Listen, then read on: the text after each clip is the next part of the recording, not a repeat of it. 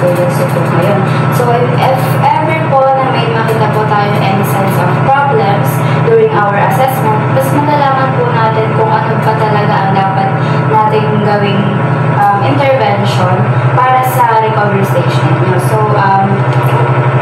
manghihingi na rin po na sana ako ng permission para malaan po yung time ninyo during our assessment. Okay lang po ba yan? Okay lang.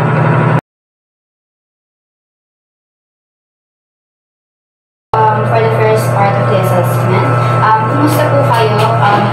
Comfortable naman po kayo sa pinaupan nyo ngayon? Wala po ba kayong nararamdaman na pananakit sa katawan ninyo? Wala naman.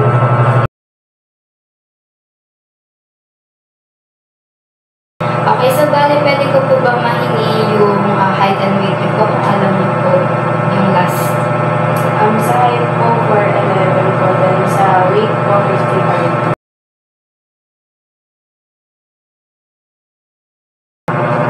Okay, so pwede po ba kayong tumayo para maobserbahan ko po yung paglakad ninyo? Okay, so pwede po ba kayong lumakad ng 3 hakbang papunta sa akin? Okay, so balik naman po kayo sa pwesto ninyo. Pwede po ba makitaas yung kanang kamay ninyo sa gilid? Okay, sa kaliwa naman po. Okay, sa harap po, pakitaas po yung 2 kamay ninyo. And then pakibaba po yung kanan. And then kaliwa naman po. Okay, thank you po. Upo muna po. Okay, ulit.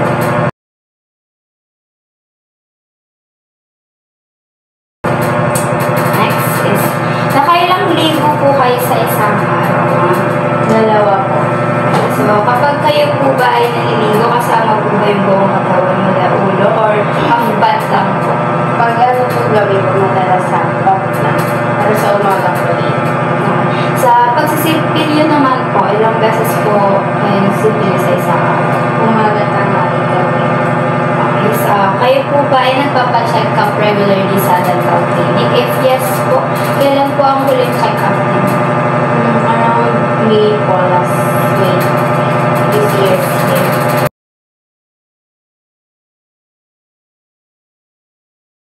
While the assessment is ongoing, I inspected that the client does not have body odor nor breath odor. Also, I did not notice any signs of the plainness of her skin and lesions on her extremities.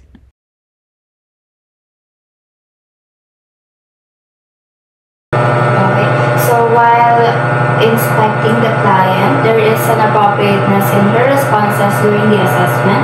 The quantity of her voice is in moderate pace, and the quality of her voice is clear and understandable. Okay, so for the last part of our assessment, ma'am, alam niyo po ba yung date natin ngayon? December 3 po. Okay, so natatandaan niyo po ba yung ginawa ninyo bago po kayo pumunta dito? Ano po, naligo po sa kumari.